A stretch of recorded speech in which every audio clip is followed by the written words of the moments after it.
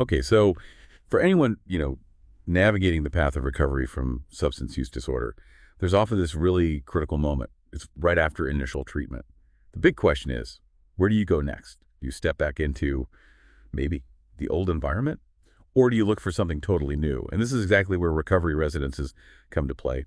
Places you might know as sober homes, maybe halfway houses, but they're really far more than just, a roof overhead. For a lot of people, they're an absolutely vital part of the recovery journey. So today we're doing a deep dive into some really insightful research. We're looking at who chooses these residences, specifically while they're in outpatient treatment. And we're asking, why do they choose them? And the big one, does living in these places actually boost treatment retention? Does it help with long-term recovery for you? Yeah, exactly.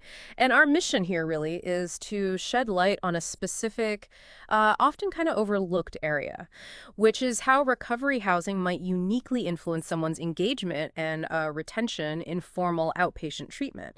And this isn't just theoretical stuff, it's vital information, both for patients making huge decisions about their path forward and, well, for the providers guiding them too. Okay, so let's set the stage a bit. Yeah. When we talk about recovery residences, I think a lot of people might have a specific image, maybe an older one, in mind. Could you start by maybe painting a clearer picture? What are they really like today, and how have they become such a pivotal piece of the recovery puzzle? Absolutely. So at their core, recovery residences are alcohol and drug-free living environments. That's key. And they provide really crucial peer support for people in recovery. But what's important to grasp is their incredible diversity. They really range. You've got very independent, self-run homes that are mainly focused on that peer support aspect, all the way to, much more structured settings. Some might even have licensed clinical services integrated, maybe even housed within larger treatment places. And if you look at the bigger picture, the research, it already tells a pretty compelling story. We know these residences are associated with significantly better abstinence rates, higher rates of employment, and even lower rates of criminal recidivism, especially when you compare them to individuals who just go straight home right after residential treatment. They really offer a stable, supportive alternative. Right, a stable alternative. And this is exactly where the study we're looking at today really starts to shed light on a critical area, because we've kind of understood that recovery housing helps with relapse prevention generally. But the direct impact specifically on outpatient treatment retention, well, that's been less clear, hasn't it? That's a pretty significant knowledge gap. And this research, it steps right into it. Okay, now let's zoom in on the study itself. It's from the Recovery Research Institute, and it's what they call a mixed methods study. So that means it combined, the hard numbers, the quantitative data, with some really rich qualitative insights. They looked at administrative data from almost 1,000 patients, 980 to be exact, at an outpatient clinic in the Midwest U.S. And then to really get the human experience, they ran a focus group with 7 residents from one of these recovery residences. Yeah, and the outpatient program where they did this study, it offered a couple levels of care. There is day treatment, which is kind of like partial hospitalization, 6 hours a day, 5 days a week, and also an intensive outpatient program, IOP, which was 3 hours a day, 4 days a week. Both of these programs were primarily based on 12-step facilitation. But what's really crucial for this study is that the recovery residence option was available right there on site for patients in either of those programs. And what really stood out in their quantitative findings was who was more likely to actually use this on-site recovery housing. They found women were 87% more likely to live in a recovery residence compared to men, which is quite a difference. Younger folks, too, specifically those under 29, were also more drawn to it than, say, older age groups. And interestingly, individuals who had a greater history of using treatment and maybe more types of treatment services, they were also more likely to choose this option. So what does all this mean for you, the listener? Well, these findings seem to suggest that the people choosing recovery housing are often those who might have what researchers sometimes call less recovery capital, which basically means fewer personal, maybe social resources like stable housing, a job, supportive relationships, things that are really crucial for sustained recovery. So they're recognizing perhaps a deeper need for that structured support. And on the flip side, why might someone not use recovery housing? Well, often it boils down to money, right? Financial limits. Insurance rarely covers sober living. And sometimes there are complex social challenges going on in their lives, too. Okay, now we got to maybe the heart of it. We've seen who tends to opt for these residences. But the critical question, the one everyone wants to know, really, is, do they actually make a tangible difference in treatment outcomes? Does living in a recovery residence while you're in outpatient treatment help you stick with the program longer? Or, see it through successfully. Well, the key outcome findings here are they're truly compelling, really interesting. Patients who are in recovery housing stayed in outpatient treatment for an average of 156.3 days. Now, compare that to just 76.4 days for those who only received outpatient treatment. That's a substantial difference, more than double. And not just that. Patients living in recovery housing were also 2 times more likely to have what's called a satisfactory discharge from outpatient, which basically means the staff felt they were genuinely ready to complete the program. Now, it is important to add a layer of nuance here. We need to be careful. While these findings are incredibly encouraging, the study's design, it was observational, means we can't definitively say, like with 100% certainty, that living in the sober house caused people to stay in outpatient care longer. It's possible, for instance, that those who chose the housing were maybe just more motivated to begin with. That's a possibility. Also, that longer average stay, it might be partly because residents often step down to lower levels of outpatient care after leaving the residence. And that time was still included in the calculation for length of stay, so it's a bit complex. Okay. That's a really important distinction to make. But even with that caveat, the practical implications of just continued engagement, that still seems profoundly significant, doesn't it? Especially for anyone trying to build a long-term recovery foundation. Staying connected to care, even if it's technically a step down, that feels like a massive win. It's about maintaining that critical connection to support, right? Absolutely. That continued connection is key. Okay, let's shift gears a little bit now. Let's look at the qualitative side of the study. Beyond just the numbers, what were the residents themselves actually hoping to gain from this experience?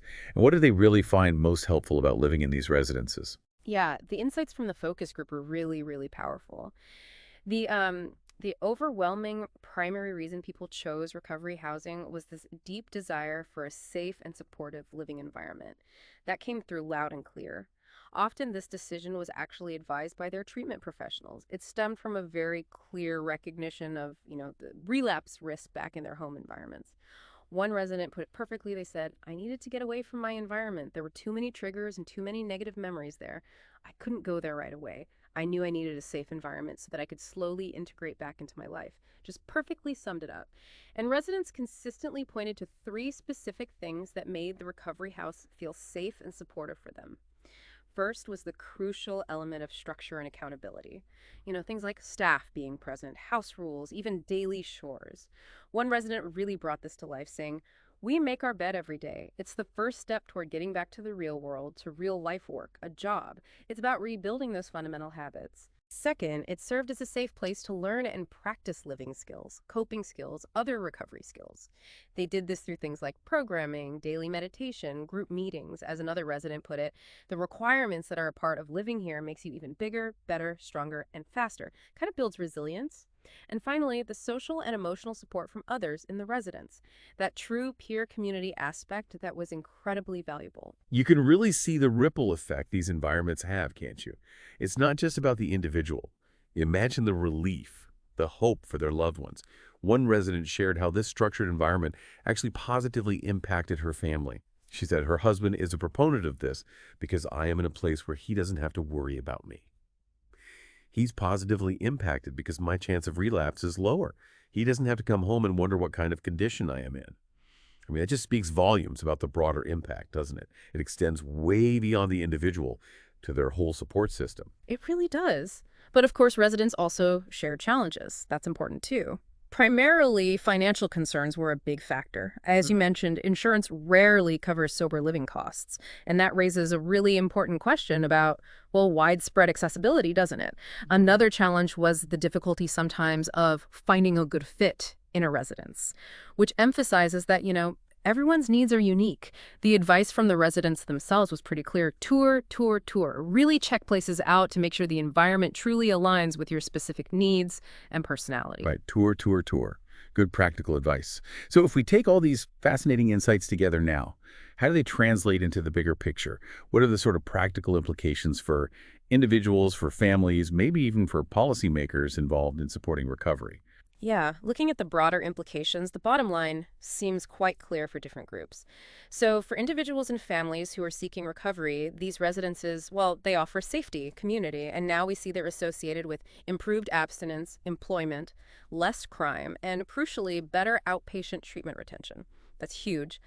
The practical advice seems to be Maybe look for residences with larger organizational affiliations or those that incorporate 12-step programs as potential markers of structure. For treatment professionals, this study really reinforces the tangible benefits. It supports integrating recovery residences into their recommendations for patients, especially those in formal treatment and 12-step recovery. And then for policymakers, it really highlights something important.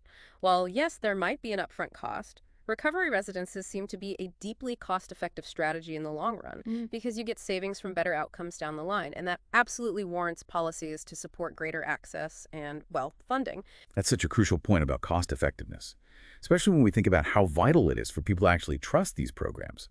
The sources, they really underscore the need to clearly define the true benefits of recovery housing as an adjunct to outpatient treatment, as a support. And this is particularly important because, sadly, unethical practices, things like patient brokering, they can really undermine the effectiveness and the integrity of these vital programs, which just makes it harder for people who genuinely need support to find and, trust legitimate resources. Absolutely. And this also brings up a really important area for future research. While this study gives us incredibly valuable insights, there's definitely a strong call for more prospective experimental research, more controlled studies. We really need to better understand precisely who benefits most from recovery housing. Is it different for different people? And maybe even more importantly, how exactly do these environments influence formal treatment engagement? What are the specific mechanisms? Is it the social support? Is it maybe increased employment opportunities? We need to dig into those details more. Yeah, more research is always needed. So as we wrap up this deep dive, it seems pretty clear that recovery residences, they offer so much more than just a place to stay. For many people on their recovery journey, they provide that essential structure, the accountability, and crucially, the community support that's needed to really strengthen sobriety and successfully navigate outpatient treatment. They act as a critical bridge, really, towards lasting recovery. Exactly. And that leaves us with maybe a final provocative thought for you, the listener, to consider. Given the really diverse needs of individuals in recovery and the quite varied landscape of recovery housing options that exist, how might we, maybe as a society, get better at identifying and funding the right supportive environment for each person? How do we ensure that home, whatever that looks like in recovery, truly becomes a strong, unwavering foundation for lasting recovery for everyone who needs it?